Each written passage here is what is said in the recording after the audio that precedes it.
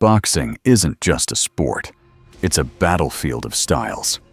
Every fighter who steps into the ring carries more than just fists. They bring an identity, a signature, a way of fighting that defines who they are. Some rely on speed, others rely on power.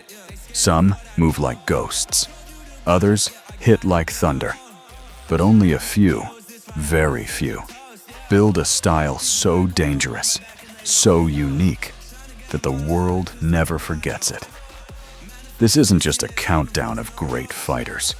This is a journey through dangerous styles, weapons disguised as techniques, the kind of styles that changed boxing, the kind that broke opponents, the kind that made fans stand up, shocked, amazed, sometimes even terrified.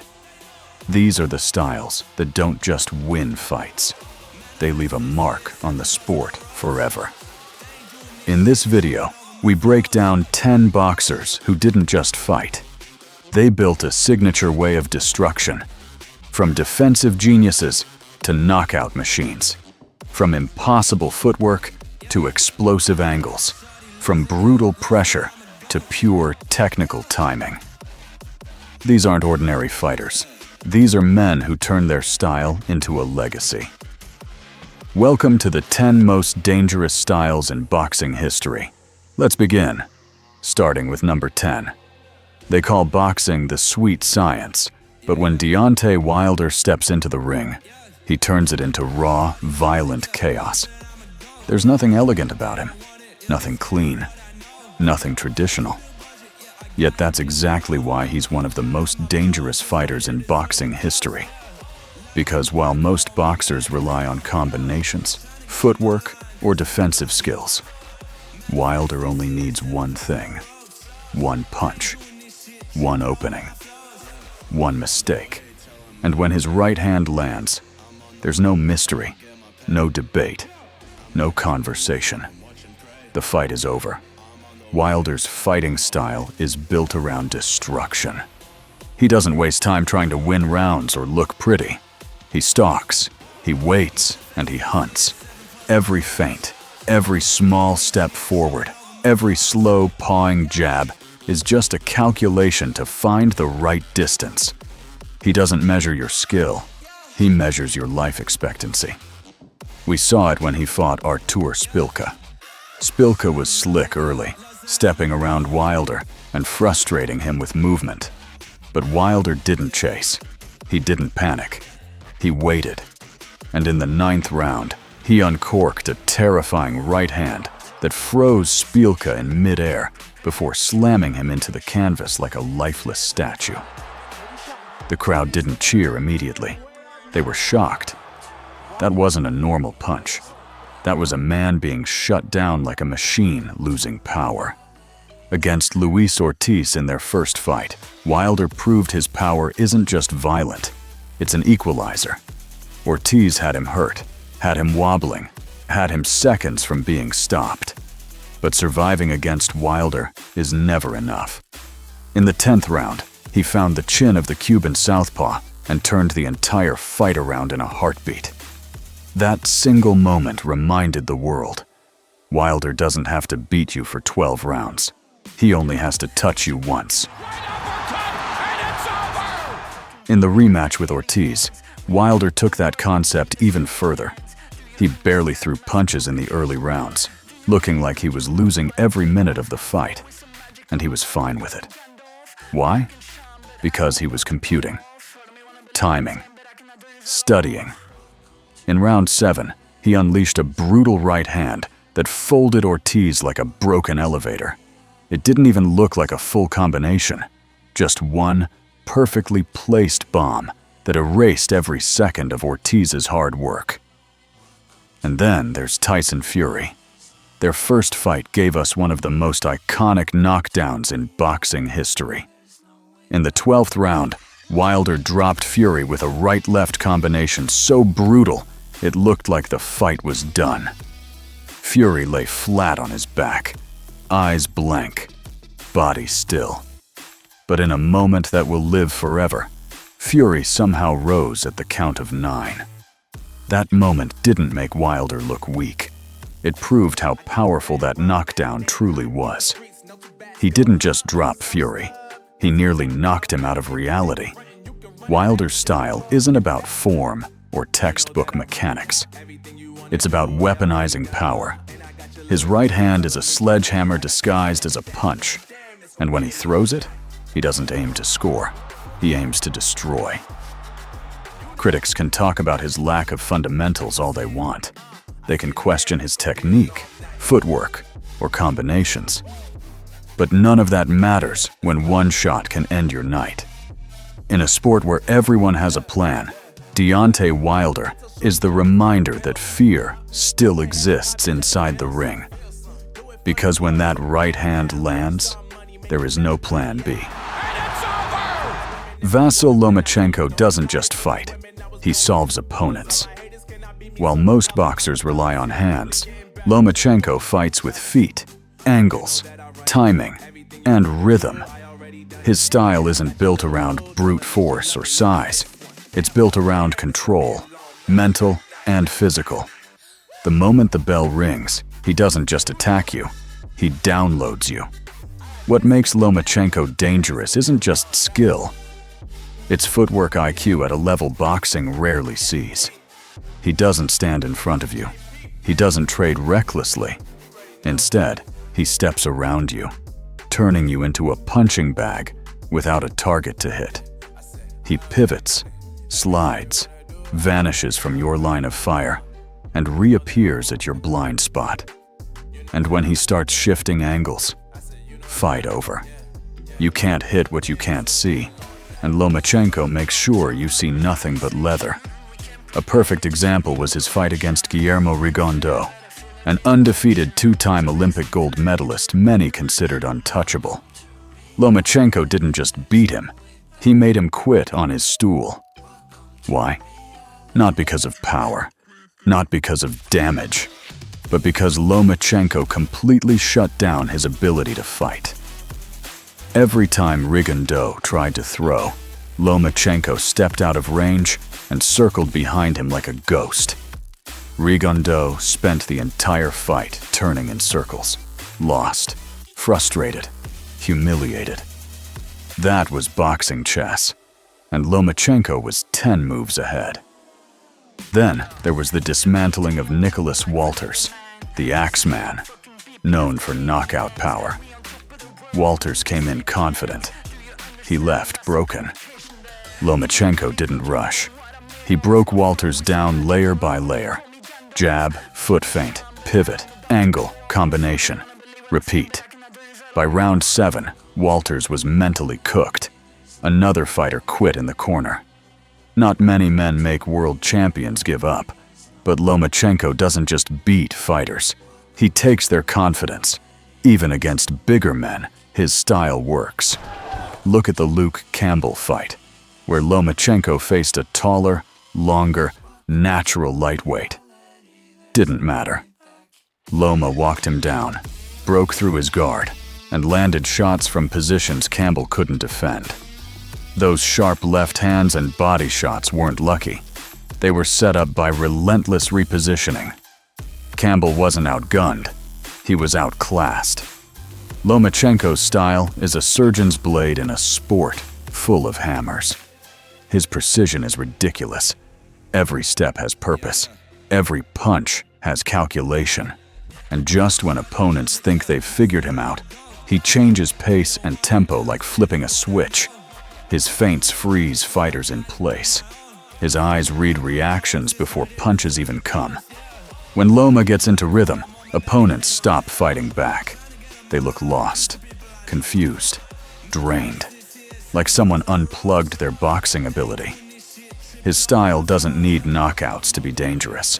It's dangerous because it breaks fighters mentally. He makes elite boxers look like beginners. That's not hype, that's levels. He mastered footwork to the point where angles became weapons, precision became pressure, movement became dominance. Lomachenko is proof that boxing isn't just about throwing harder, it's about thinking faster. They call him Matrix for a reason. He bends time, space, and opponents until they simply can't continue. Before boxing became dominated by slick defensive wizards and robotic fundamentals, there was a fighter who tore the sport wide open with pure chaos. Prince Naseem Hamed. He didn't follow the rules. He didn't respect tradition. He laughed at it. Then he shattered opponents with punches thrown from angles that made no sense, until someone was flat on the canvas wondering what the hell just hit them. Naseem wasn't just a showman. He was a problem. He fought with his hands low, bouncing, taunting, slipping punches by inches, then exploding like dynamite. Most guys need perfect stance, textbook mechanics. Naz needed space and timing. That's it. Give him an inch, and he'd shoot a left hand from his hip that traveled faster than a blink and came with freakish power. His U.S. debut against Kevin Kelly in 1997 is still one of the wildest fights you'll ever see. 4 knockdowns in just 4 rounds. Kelly came in trying to bully the flashy kid from England, but Naz didn't fold. He got dropped, got up, smiled, and fired back like a damn lunatic. Then he found it. The timing. Kelly reached, Naz slipped, and bam! A vicious left hand sent Kelly crashing into the ropes. Madison Square Garden had just witnessed the arrival of boxing's wildest superstar. But Prince Naseem wasn't just about knockouts. His head movement and reflexes were ridiculous. Go watch his fight with Tom Johnson. Naz looked like he was made of rubber, bending under punches, rolling shots, smirking before detonating counters. Then he walked him down and ended it with, you guessed it, another savage left hand. And this dude talked shit while fighting. He'd square up with his chin in the air. He'd jump into hooks, dance mid-round, and clown world champions like it was recess. People hated him, or they loved him, but everybody watched him. Still, arrogance comes with consequences, and Naz met his reckoning in 2001 against Marco Antonio Barrera. Barrera didn't get hypnotized by the movement. He forced Naz backward, controlled distance, and boxed with discipline. For the first time in his career, Hamed couldn't solve someone, couldn't land clean, couldn't break the rhythm. By round 12, it stopped being a boxing match and felt like payback for years of showboating. Barrera even slammed Naz's head into the turnbuckle. Humiliation delivered with Mexican precision. Hamed never truly came back after that loss. He faded out of boxing. No farewell tour, no redemption fight. Just gone. But legacy? Oh, he left one. He inspired a generation of risk-takers.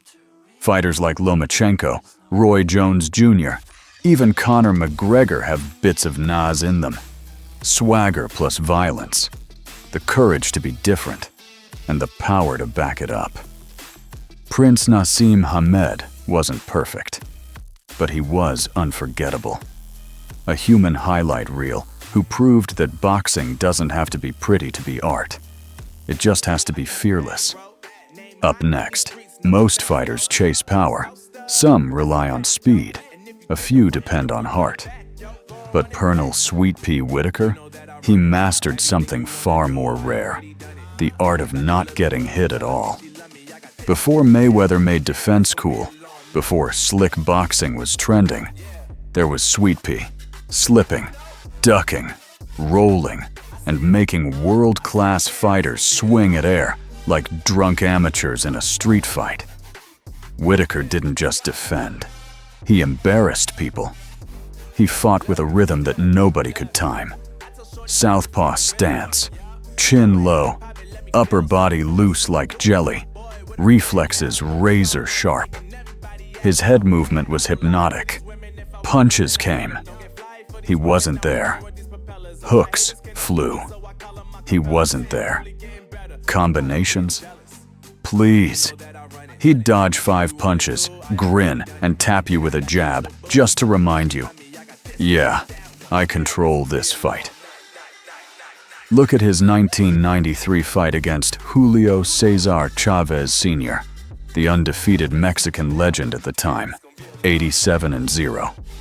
The world thought Chavez would crush him. But inside the ring, Whitaker put on a defensive clinic.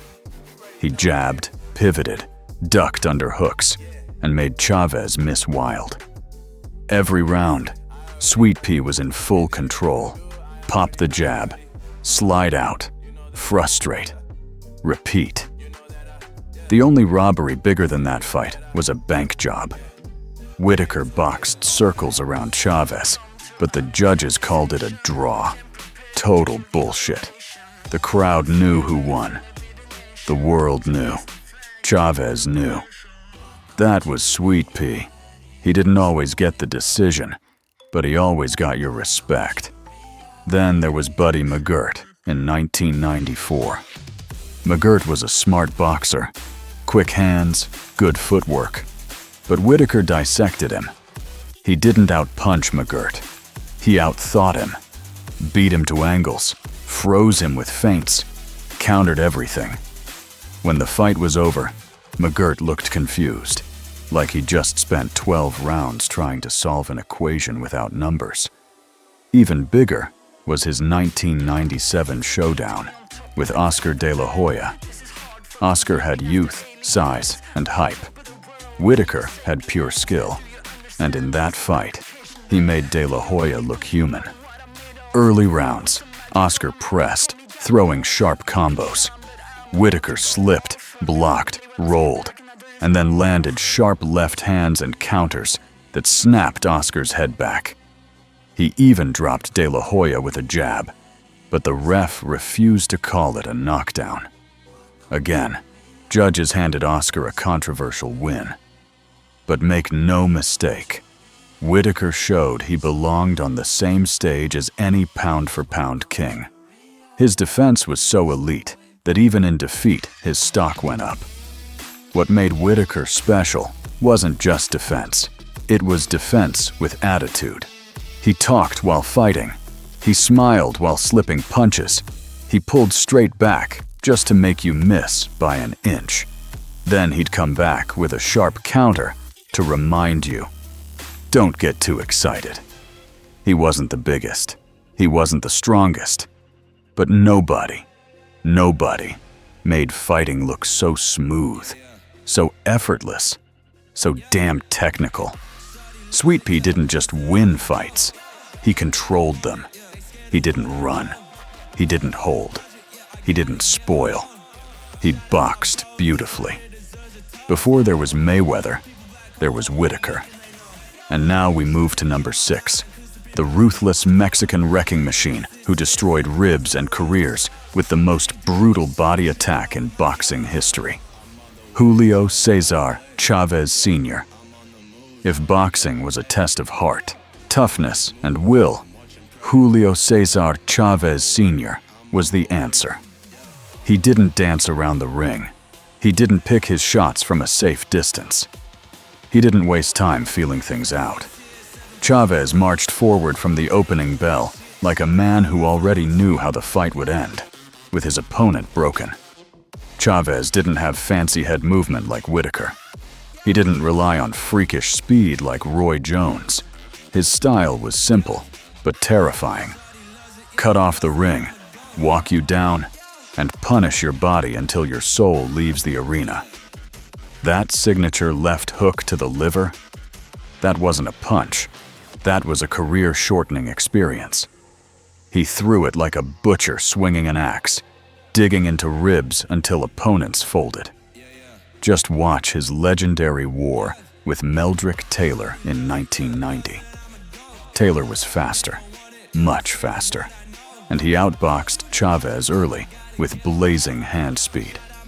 But Chavez stayed patient. He didn't give a damn about losing rounds. He was playing a longer game. Every round he hacked away at Taylor's body, slowed his legs, took his air away. Taylor was winning on the scorecards. but losing piece by piece. Finally, in the last seconds of round 12, Chavez landed a savage right hand that dropped Taylor. He stopped him with 2 seconds left. Not luck, inevitable destruction. Against Hector Macho Camacho, the cocky Puerto Rican showman who prided himself on movement, Chavez didn't just beat him, he trapped him. Camacho tried to dance, jab, and survive.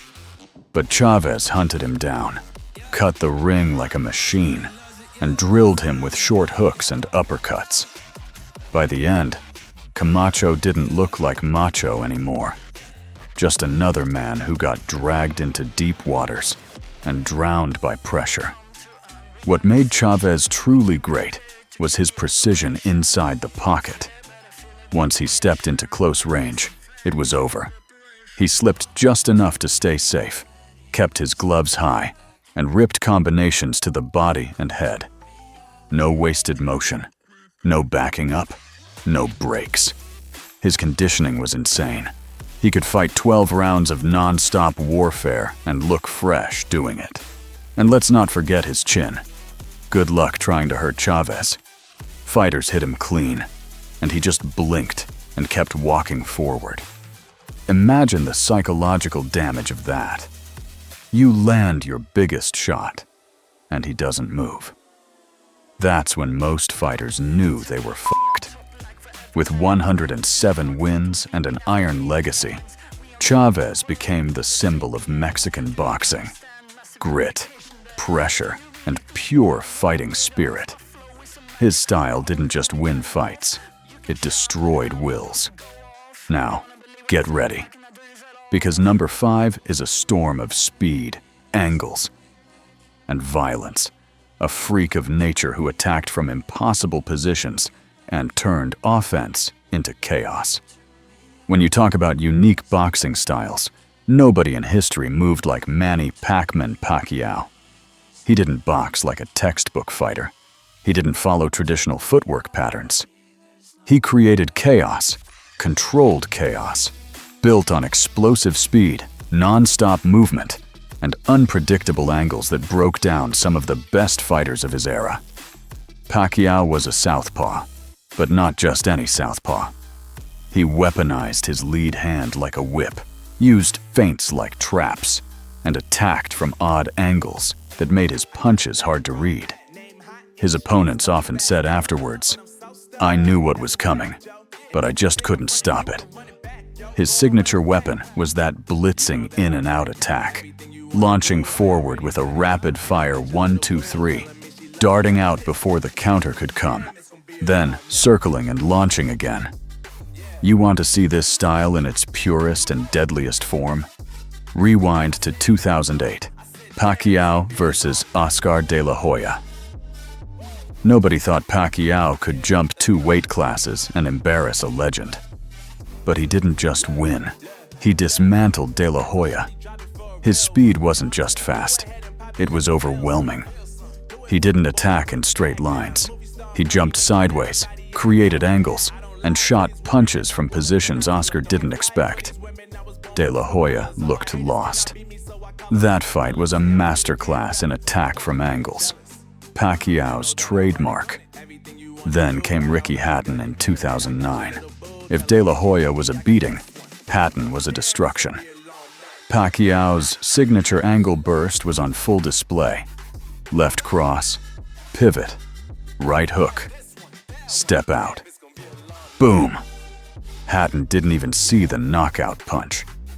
In round 2, Pacquiao delivered one of the most brutal one-punch KOs in boxing history. A perfect left, straight down the middle, thrown from a slightly offline angle that Hatton never expected. That wasn't luck. That was Pacquiao's geometry of violence. Even against elite defensive fighters, his style still broke through. Take Pacquiao versus Miguel Cotto. Cotto was strong, technical, and composed. But Pacquiao's footwork was the difference. He circled, darted in, drew reactions, and countered with combinations too fast to track. And he didn't just rely on speed. His timing and accuracy were elite. Southpaw jab to blind. Boom. Left straight. Pivot. Right hook. Body shot. Step out. Repeat. What made Pacquiao even harder to solve was that his attacks came in rhythmic bursts. He'd pause, explode, pause again, constantly breaking timing. He'd throw punches in bunches and from unpredictable angles. Boxing coaches call it rhythm disruption. Pacquiao turned it into a science. Sure, he wasn't perfect. Juan Manuel Marquez figured out how to time him over 4 legendary fights. But even then, Pacquiao showed why his style is so iconic. He never stopped evolving.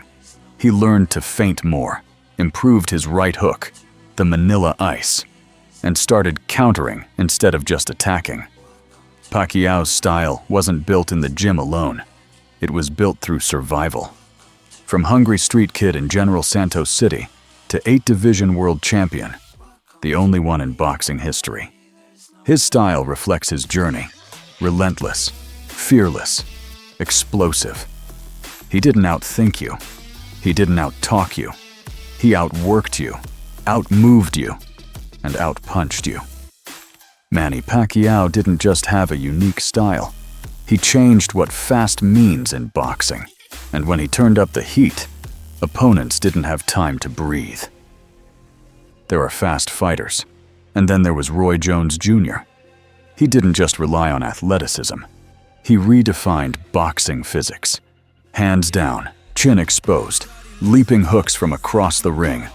Everything they tell you not to do in boxing, Roy did it.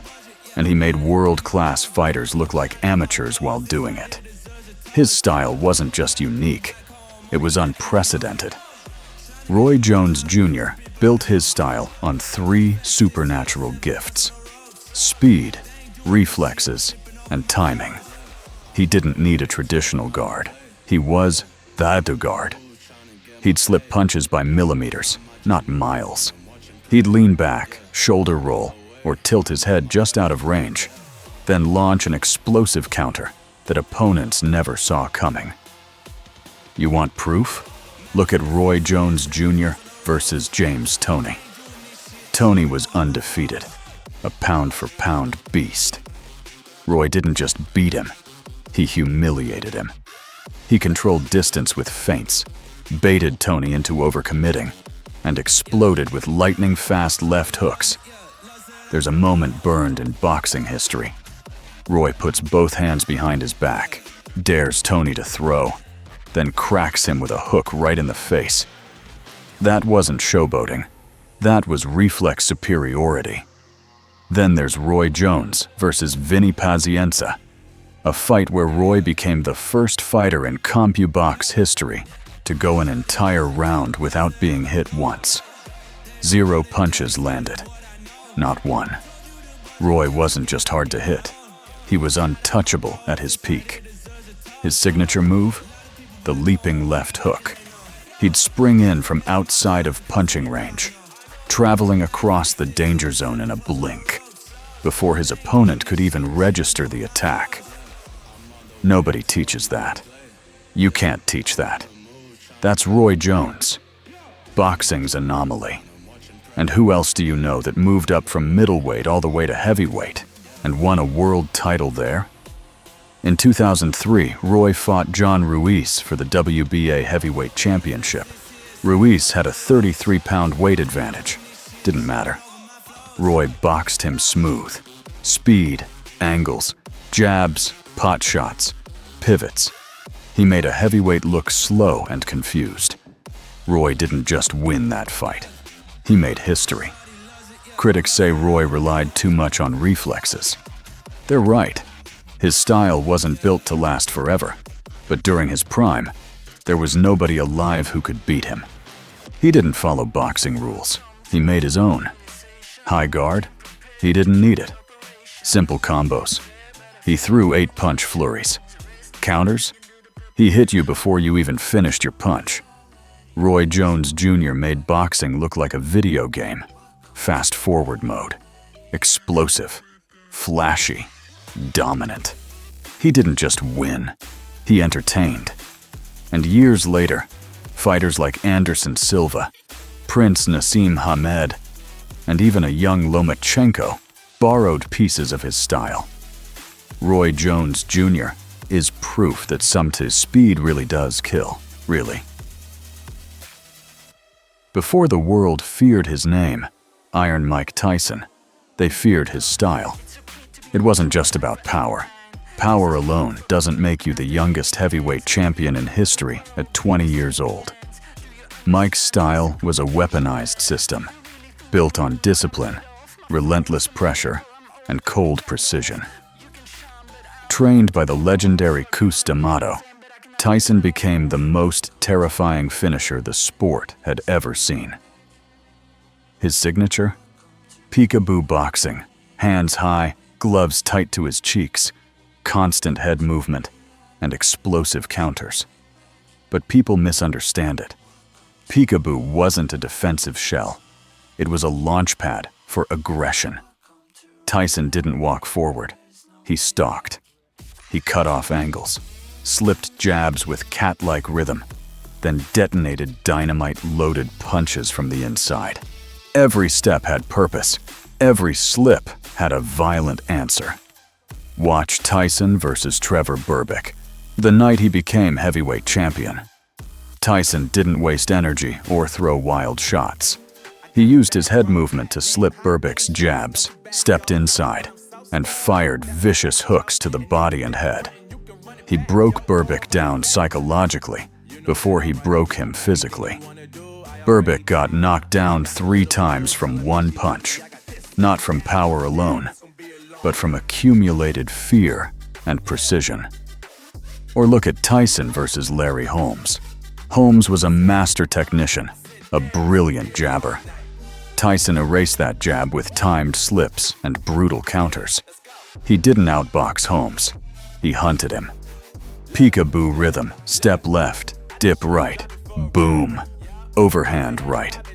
Holmes, a Hall of Famer, couldn't survive Tyson's calculated violence.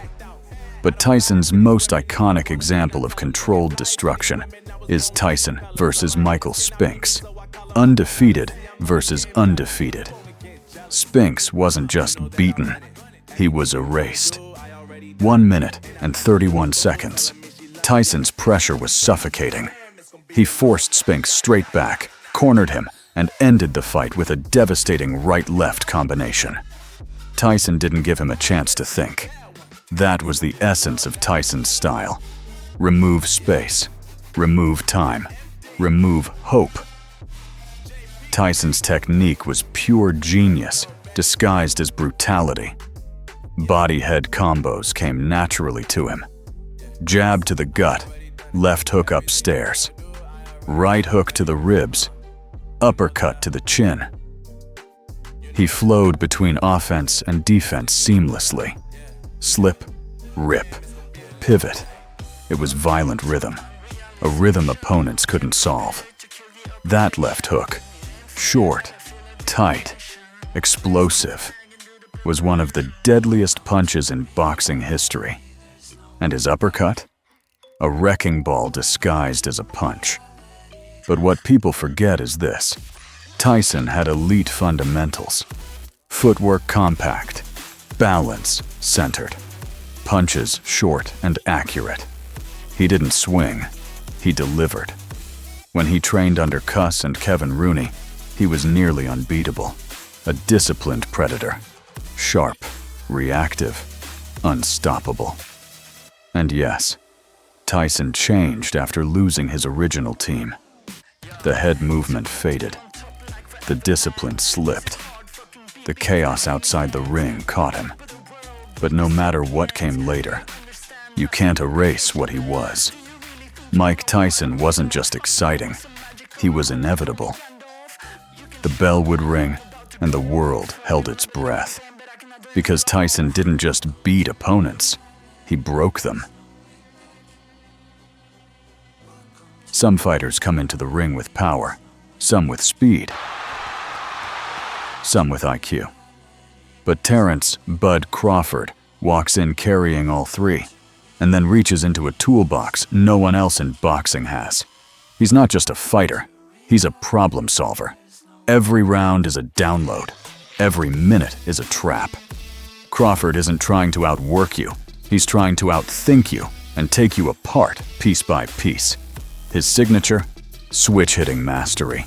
Most fighters who switch stances do it for flash. Crawford does it for control. He might start orthodox, then move southpaw. Not to show off, but to break timing, change angles, and strip your weapons one by one. When he turns southpaw, his right hand becomes a sniper jab, and his left becomes a laser counter. Suddenly, your jab, your most important tool, is useless. Crawford takes it away, and from there, you're already losing. If you want to see Crawford's style dissected perfectly, just watch Crawford versus Errol Spence Jr. People called it 50-50. They thought Spence was too strong, too technical, too relentless. Bud made it look one-sided. Total control. He boxed southpaw almost the entire fight and destroyed Spence's rhythm with that precise right-hand jab. Then came the signature Crawford trap. Timed counters off pressure. Spence tried to step in behind the jab.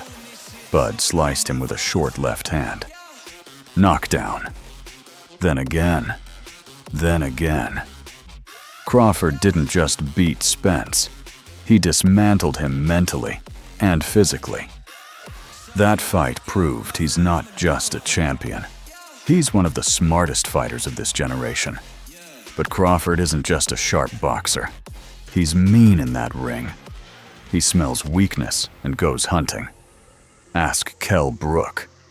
Brook started strong, landing jabs and winning early exchanges. Crawford stayed patient, downloading data like he always does. Then in round 4, Bud switched southpaw, stepped slightly outside Brook's lead foot, and crushed him with a perfectly timed right hook. One punch changed everything. Fight over. Crawford doesn't need volume. He needs the right moment. His ring IQ is elite, but his killer instinct makes him dangerous. When he hurts you, he doesn't let you off the hook. Look at the finish against Shawn Porter. Close fight early. But once Bud solved Porter's rhythm, it was done. Counter left. Knockdown. Porter gets up. Boom. Another knockdown. But here's what shows Crawford's genius. Even during the knockout moment, he stayed composed, picking shots with cold precision. That wasn't wild aggression. That was controlled destruction. What makes Crawford truly unique is his adaptability. Pressure fighter? Counterpuncher? Slick mover? He can beat you at your own game. You want a war? He'll walk you down. You want a chess match? Good luck. His calculations are cleaner than yours. Southpaw or orthodox, inside or outside, he's comfortable everywhere. Bud Crawford is a style built on efficiency and intelligence. He's not flashy like Roy Jones. He's not a human storm like Pacquiao. He's a hunter. Quiet, dangerous, and always 3 moves ahead. Every fight is a setup. Every punch is a message. Every win is proof. You can't beat what you can't read. Love him or hate him, Floyd "Money" Mayweather Jr. is the greatest defensive fighter of the modern era. He didn't just win fights, he controlled them. He made elite champions look ordinary. He made punchers miss, volume fighters freeze, and aggressive warriors hesitate. Why? Because Floyd's signature style, the shoulder roll defense, combined with counterpunch precision, was the most efficient and effective system in boxing. Before he became Money, he was Pretty Boy Floyd, a sharp, aggressive, combination puncher with blistering hand speed. But as he climbed in weight and evolved, he refined his game into a system built on timing, reflexes, distance control, and ring intelligence. He wasn't just hard to hit. He was impossible to outthink. The foundation of Floyd's style is the Philly shell, commonly known as the shoulder roll. Left hand low to monitor the body, right hand high to protect the chin, and that left shoulder, that famous shoulder, tilted to deflect right hands. While most fighters react to punches with big movements, Mayweather barely moved at all. Just a shoulder turn, just enough head slip, just enough pivot. Everything was minimal and calculated. Example? Mayweather versus Canelo Alvarez. Canelo was young, powerful, and talented, but Floyd gave him a boxing education. Distance control, jab feints, pull counters, step-offs. Every time Canelo loaded up, Floyd rolled the shot, slid out, and snapped a right-hand counter to the face. He didn't beat Canelo with power. He beat him with information. Data gathered, downloaded, executed. Then there's Mayweather versus Juan Manuel Marquez. Marquez is a counterpunch genius, but Floyd out-countered the counterpuncher. That fight was a masterclass in timing. Jab to the body to freeze him. Lead right hand over the top. Step back. Reset. Over and over again. Floyd didn't let Marquez think. He took away time, the most valuable asset in boxing. And who could forget Mayweather versus Manny Pacquiao, the biggest fight of the era. Pacquiao came in with speed, volume, and angles. But Floyd killed his rhythm. Clinch when necessary. Pivot off the ropes. Jab to disrupt. Straight right down the middle. Floyd didn't let Manny turn it into chaos. He forced it into a chess match. His chessboard. His rules. But Floyd wasn't just a defensive genius. He was a strategic bully. He didn't need to hurt you physically. He broke you mentally. He took away your best weapon. You throw the jab, he slips it. You try to pressure him, he pivots off and tags you. You wait, he walks you down and jabs your head off. His adaptability was unmatched. Most fighters have a plan A. The great ones have a plan B. Floyd Mayweather had infinite plans. He was never in a fight. He was in control of it. Accuracy over power, timing over speed, intelligence over ego. 50 fights, 0 losses. 5-weight world champion. Beat champions from Canaro Hernandez to Oscar de la Hoya, Pacquiao, Mosley, Cotto, and Canelo. Era after era, Floyd stayed untouchable. Floyd Mayweather didn't just master boxing, he mastered the art of not getting hit. And that is why he stands at number 1. Boxing isn't just about power, speed, or toughness. It's an art form. From Wilder's raw knockout chaos to Mayweather's defensive genius, each of these 10 fighters built a style so unique that it changed the sport forever. These aren't just boxers. They're blueprints, each one leaving a mark on history through innovation, evolution, and mastery of their craft. But here's the real question. Which style is your favorite? Do you admire Floyd's IQ, Tyson's destruction, Pacquiao's angles, or Crawford's cold calculation? Let me know in the comments below. I'm pinning the best take. If you enjoyed this breakdown and want more deep boxing content like this, hit that like button, subscribe, and turn on notifications so you never miss another upload.